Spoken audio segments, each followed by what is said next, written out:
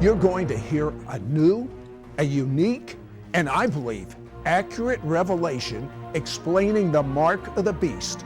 I can tell you, I have never heard this before. Is there a supernatural dimension? A world beyond the one we know? Is there life after death? Do angels exist? Can our dreams contain messages from heaven? Can we tap into ancient secrets of the supernatural? Are healing miracles real? Sid Roth has spent over 35 years researching the strange world of the supernatural. Join Sid for this edition of It's Supernatural.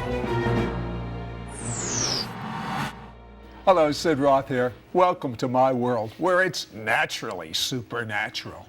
There are such strange phenomena going on in a supernatural fashion around the world that I've asked my friend L.A. Marzulli, who has spent the last few years of his life documenting these things. I mean, most people read a little headline, but they don't understand how serious these things are and what they are what their signs are pointing to. For instance, have you noticed the increased number of earthquakes, tsunamis, these tragic events, strange weather patterns, sinkholes just mysteriously opening up? There have even been reports of sounds coming from the center of the earth. They're very eerie. UFO abductions, and they're being verified. Cattle mutilation, but it was supernatural, not just some crazy man doing it. Mystery codes being revealed in the scripture that's predicting the future. Mystery of the mark of the beast.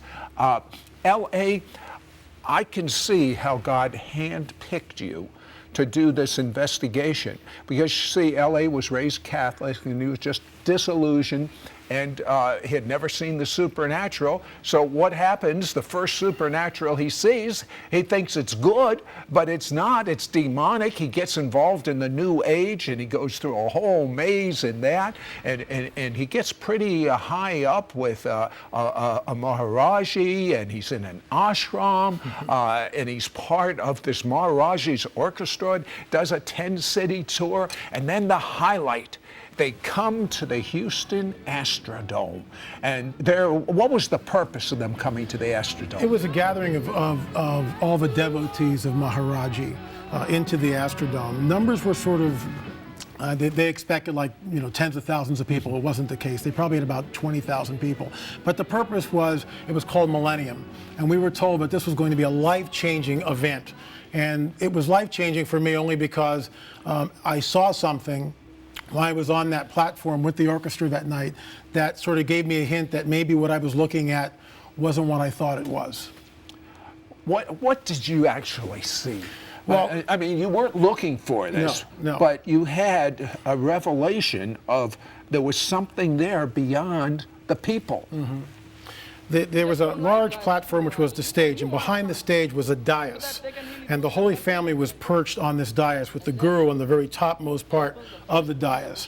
And this was in an evening service, and the crowd was applauding and just, lots of energy from the crowd, and the orchestra played and got the crowd warmed up, and then the guru came out, had this big crown thing on. And I remember my friend nudging me like this and said, take a look behind you. And I glanced back like this. Now, here were the members of this so-called Holy Family, the mother, three brothers, and the guru on the highest part of this dais. And as I looked at them, I had no words to describe this or no dialogue to articulate it as I'm doing so now. But they did not look entirely human. And what I mean by that, they were human, but there was a power that was emanating, coming through them. And I didn't ascertain, or couldn't ascertain at the time, whether the power was benevolent or malevolent. I just saw power, and it was overwhelming. Okay, so he left that organization. He decided, enough with this craziness. I'm going to go into business. Things didn't work out too well. He gets a hold of a book Tell me briefly about that book. Well, it was sort of at the nadir of my journey and a spiritual walk, or looking for something. And I was 30 years old, and I was reading a book by David Hunt called The Cult Explosion. And as I was reading that book, I was going, silver mind control, been there, looked into that, all sorts of gurus, and just went like a checklist going through each of those things. And at the back of the book, there's this little prayer. I'm alone in my room, there's nobody on television, exhorting me to accept Yeshua as Lord and Savior, none of that. And I just read this little prayer, and this was it. I just said, look, I don't know whether you're real or not, but if you are, come into my life. And I braced myself like this and kind of waited, looked around. Nothing happened, of course. I had that same experience, and here's what I thought. Well, I guess it didn't work. Yeah, it didn't work. Maybe it works for someone else. It didn't work for me. Right. But what happened? Well, about a month later, I awakened from an extremely troubling dream. It shook me. The dream shook me to my core, and I woke up just bawling.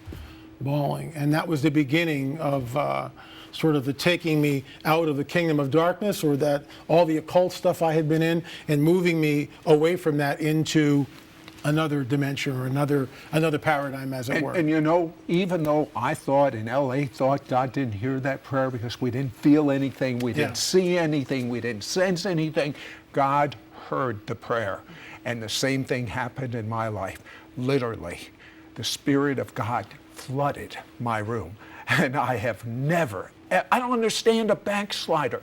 But what I believe, LA, is that people that were involved in the dark side that then have a tremendous transforming experience, perhaps like Saul of Tarsus, who became Paul the Apostle, we have like a supernatural sense for the demonic, knowing whether something's demonic or something is of God. Are you finding this true in your life? Absolutely. I mean, everything that I work on, and all my research and investigative reporting, it all comes down to looking at what is happening. Let's say, for instance, there was something manifested. What I mean by manifested, appeared in Cairo about 2 years ago over a Coptic church. And what it was these light figures. The mayor was so overwhelmed by this thing that he made sure all the power to this town was completely cut out. But guess what?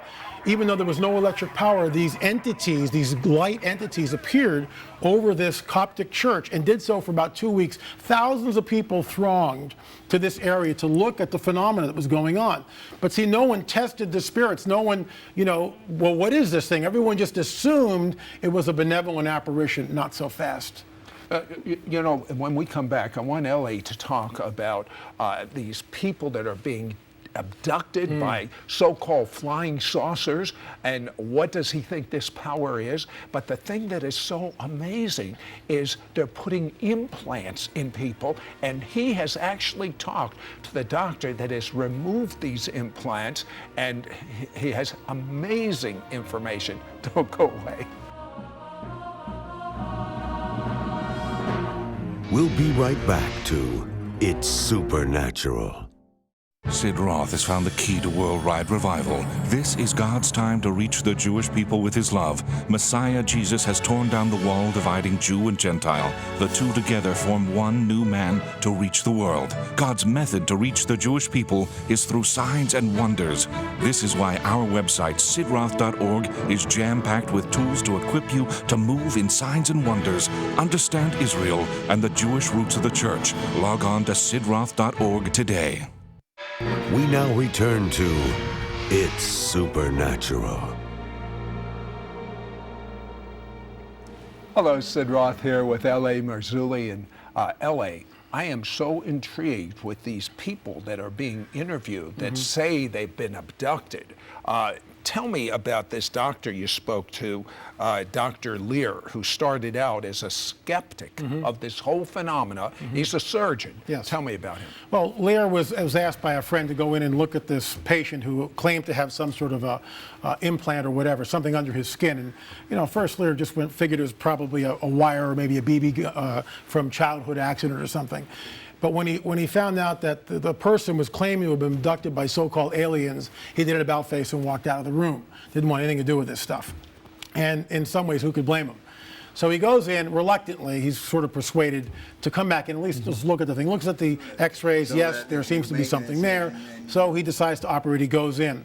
And to his absolute astonishment, what he discovers is very small metallic implant.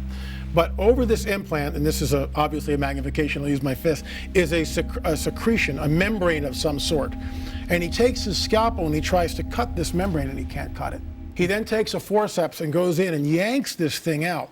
And it comes out sometimes, he's done 16 of these things since, but it comes out sometimes in 2 or 3 pieces. What he's discovered is when you take these things out and you put them in a petri dish of the patient's blood, and you just let them, and the pieces are, let's say, separated by a half an inch or an inch, come back 24, 40 hours later, the pieces have tried to assemble themselves. How is that possible? These implants are giving out a clock speed of a frequency, which we believe is a sawtooth, which means it's a computer wave. It's a clock speed at 300 gigahertz, which is 100 times faster than the fastest computer we have on the planet. Inside these things are carbon nanotubes not found in nature. And other compartments, we have no idea what they're doing. But I asked Lear, I said, in your professional opinion, what do you think this implant is? And in sort of a gruff, and I'll do my best imitation, he goes, well, it's changing the person's DNA. But that's what he believes. And that Did you hear that? It's literally going to change a person's DNA. This sounds way beyond robots and way beyond any science fiction things I've ever seen. What is the source, in your opinion? Are there really flying saucers? Well, there's 2 paradigms a person can embrace. One is the extraterrestrial hypothesis, that these are entities from the Pleiadian star system or Zeta Reticuli, or pick your poison, and they're coming here. They are our overlords. I call it the coming great deception, that they've decided to, that they created all life on this planet. They genetically manipulated early man. They started our civilizations. Now they're back at this critical juncture in human history to usher mankind into a time of peace, prosperity, and the knowledge. science fiction people go that way. Right. The New Ages go that way. All right. What's your I spin? believe that they're interdimensional beings. They are highly malevolent. They are pernicious. They are evil. They have an agenda. It goes back to what we read in the book of Genesis, Genesis 6. The sons of God, the B'nai Elohim, the fallen angels, saw the daughters of men, chose for them wives, and the hybrid was a Nephilim. Isn't it interesting that Yeshua says, as in the days of Noah, so it will be when the Son of Man returns? Why is he signaling the days of Noah to us? Why is he pointing at the days of Noah? Because something happened there that is unlike any other time in all of history, and that is the presence of the fallen angels openly presenting themselves on the earth, and I think we're moving into that time. You've investigated, so I don't think there's ever been a time in planet Earth. There's been so many different supernatural phenomena, and most people have not seen the evil or the good, the God or the demonic. So they're setting themselves up for a big fall. L.A., another thing that intrigues me immensely is the discoveries of Torah codes. Explain briefly what that is. Well, briefly, this is Torah Code 101. If you were to take the book of Genesis written in Hebrew, and you were to do an equidistant letter sequence, and you can do this by hand, and you go every 50 letters, it will spell Torah. It's amazing. Yeah, it is. I interviewed a man that did Bible codes, and I said, show me, look my name up. And I was shocked. Do you know they not only found my name, the name of it supernatural, but they found the name of my wife, her middle name. She has a unique middle name. I've never even heard of anyone beyond her mother that had that name. It's thoroughly. I mean, that was in the Bible codes. I am not a skeptic of these things. They recently found President Obama in the Bible codes. What did they find? They did. If you go to Ezekiel 38, chapter 38. Ezekiel 38? Ezekiel 38, Have you read the headlines lately? Iran and everything. Absolutely, definitely. And I'd love to talk about that. But and you can do this without a computer. So you don't need a computer to do this. You can just go to Ezekiel 38. If you can read the Hebrew, it spells Obama. In that passage of all the things that seem to be happening right now, President Obama's name was there? Tell me that Well, again. that's incredibly bizarre. He's the president right now, obviously, and we see in front of us these nations. Remember, this prophecy has lain dormant, collecting dust for 2,600 years. And all of a sudden, in the age that we are in, we see Israel regathered back from the four corners of the earth, reestablished in its ancient homeland. They are truly a nation living without walls or gates, any of that stuff, and they're basically dwelling in safety. You know what's so amazing is these Bible codes even have predicted the future, and they've come true.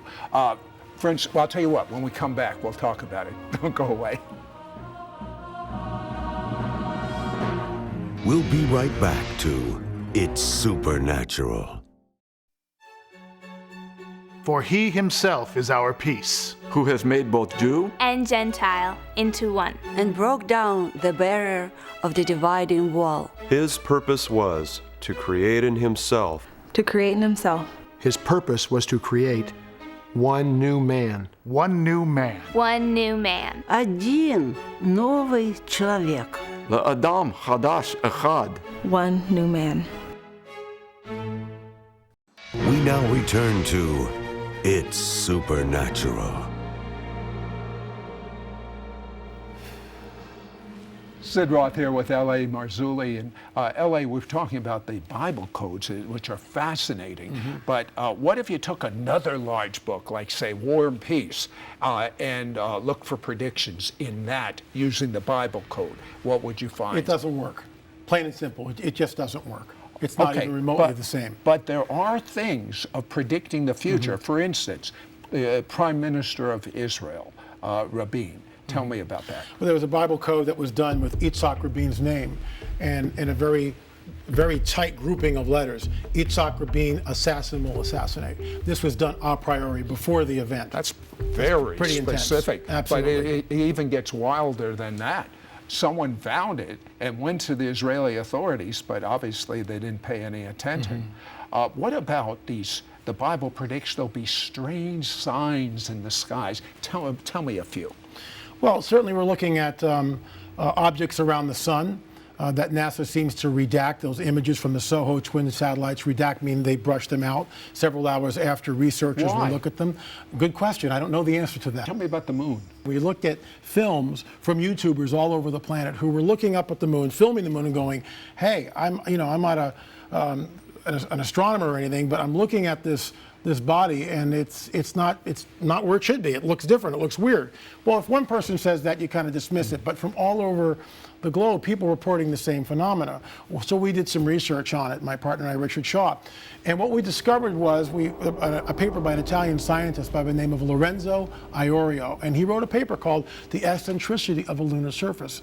He thinks that there's a large body coming into the solar system, which is perhaps making the moon act in an erratic way. Well, there was actually a Torah code about the moon in a particular year. Explain that. Well, the Torah code, which is really interesting, because when this was all happening, my partner Richard Shaw sent it to the rabbis, and so they did a Torah code, and it said, moon will be observed in the date, basically 2011.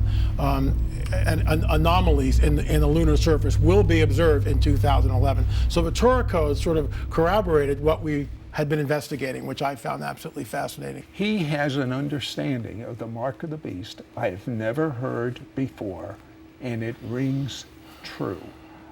I think it's historic what you're going to share. Will you do that right now? I'd love to. Thank you for allowing me to do this. We see in Matthew 24, Yeshua states something, as in the days of Noah, so it will be when the Son of Man returns. Alluded to that before. What differentiates those days are the presence of the fallen angels. But there's also some other dynamics in that passage which we overlook. One of them in particular is the length of lifespan, 5, 6, 7, 900 years old people lived. And I believe that's literal. They lived to 900 years or older, okay? Hold that thought, then jump over to the book of Revelation. It says, and we all get this one, that anyone who takes this mark will not be able to buy, sell, or trade. That's an easy one, right? But then we find out that anyone who takes this mark, whatever this thing is, grievous sores will appear over the body. Then we find out in the book of Revelation also, anyone who takes the mark is immediately thrown into the lake of fire. There's no grace, There's no mercy. It's just, you've got the mark, bam, you're in a lake of fire. Not my words. Those are the words of Yeshua, and those are in the book of Revelation. A little further on, we read something which is not necessarily tied into the mark of the beast, but here's the deal. It says that in those days, the days of the mark, men and women will seek death and not find it. How can that possibly be? I've held the chip from Dr. Lear in my hand. I've asked him point blank, what is this thing doing? It's changing the DNA. This thing, and this is how they're going to do it. This is the chip. The This is people the that chip. go into flying Correct, saucers, correct. have the surgery, These are the come back. prototypes. By the way, did this doctor find that these people were loonies? No, not at all. All these people that have been abducted, most of them, I would say well over 90%, do not want any notoriety. In fact, they seek anonymity. They're not interested in any type of publicity. They just want the thing out. Why doesn't the U.S. reveal all the information they have on flying saucers? Other nations have done it. Well, the other nations have done it. Greece,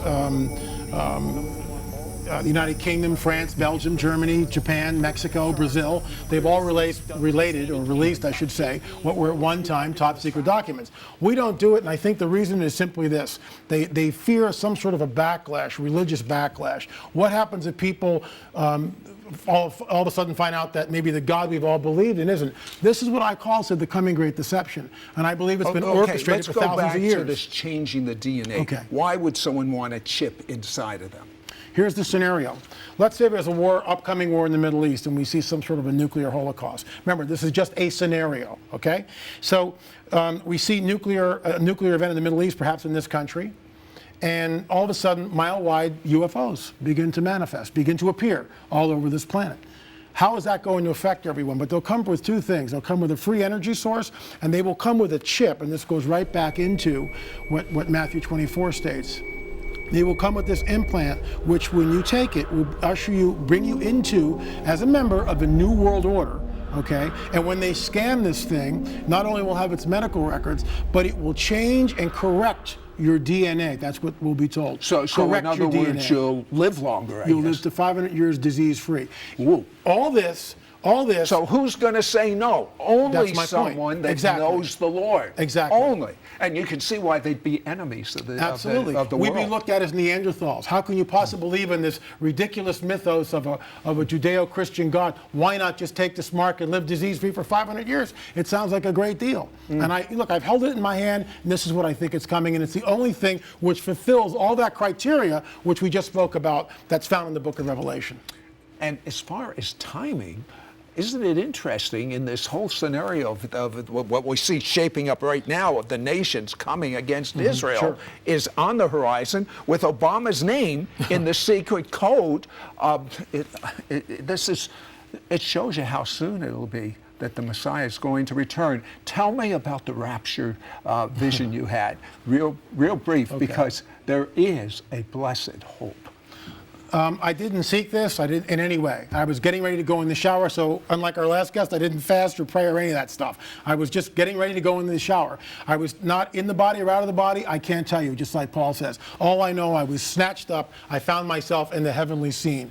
I was there for 3 seconds. 1 second, 2 seconds, 3 seconds. Bam, back again. Second one, I look around and I can see that we're not sandwiched in like sardines, that there's 20 to 30 feet between myself and other people. We are all looking in the same direction. That's second one. Second two, there is a holy, reverential silence which permeates the entire scene. You can hear a pin drop. No one's asking, gee, where are we? There's none of that. Everyone knows exactly what's happened. It's a holy, I can't even describe it. The best words I can, holy, reverential silence. The stillness is unbelievable. Second three, I realized to my utter amazement that my sin nature, and what I mean by that is all the little nasty stuff that we do that crops up even though we don't want it to. It just crops up and sort of eats at us. Our anger, our bitterness, whatever it is. All that was gone. And I was liberated. That's in 3 seconds, and then bam, I was back and I wept. Well, let me tell you something. This has never happened to me before, but a few days before this interview, I woke up from a dream, and this is what I was saying in the dream. Jesus is coming soon. Jesus, I said it 3 times. Jesus is coming soon. I say to you, Jesus is coming soon. Are you ready?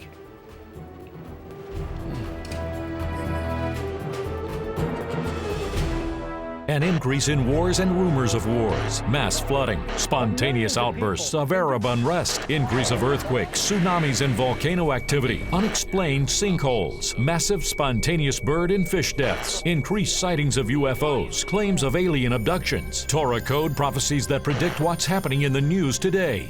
Are all these a wake-up call from God warning us of the events about to take place on planet Earth? We'll be right back to It's Supernatural.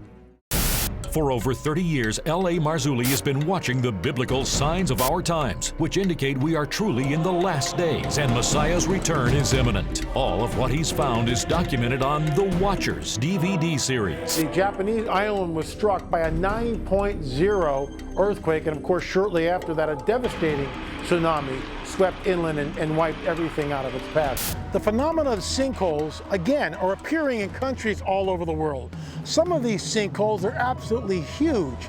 I mean, they're acres, and they go down deep into the earth. There is great unrest in the Middle East, in the Muslim world, on the Arab street.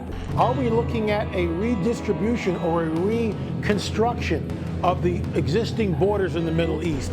We are subjects of a managed agenda. A recent table on the Twin Tower attack with September 11th, massacre, twins, towers. The Torah knew how many would die before the U.S. could tally the dead. Are these harbingers? Call now and get L.A. Marzulli's The Watchers 3-volume DVD series, plus his 2-part DVD teaching Messengers of Deception. All 5 DVDs for a donation of $60. Shipping and handling is included. Ask for offer number 9139. Through The Watchers series, you will see verified documented proof that we are living in the end times. Understand what's behind the mysteries concerning UFOs, alien abductions, mass cattle mutilation. Be convinced that the Shroud of Turin is forensic proof of the death and resurrection of Jesus. Find out about a new discovery concerning the mark of the beast that has been uncovered, and so much more. I'll tell you one thing, when you get a hold of this material, you play it for your friends, for your Bible study, even for your church. It won't be religion as normal. You will have so many conversations going on, and people will end up saying, I need to know your Jesus. Plus, hear L.A. Marzulli's revealing 2-part DVD teaching Messengers of Deception. The Bible says that we are living in the days when even the most elect will be deceived. Find out who are the people spreading a false gospel, a counterfeit gospel. Learn how to discern God's supernatural occurrences from the demonic. Understand how to protect your loved ones from the Antichrist's plot to deceive, destroy, and disrupt God's blessings and destiny for your life. The whole object of the Watchers series is to get people talking. When you show it at your home Bible study or invite your neighbors over, it will get people talking. Surely something is going on. The phenomena is real.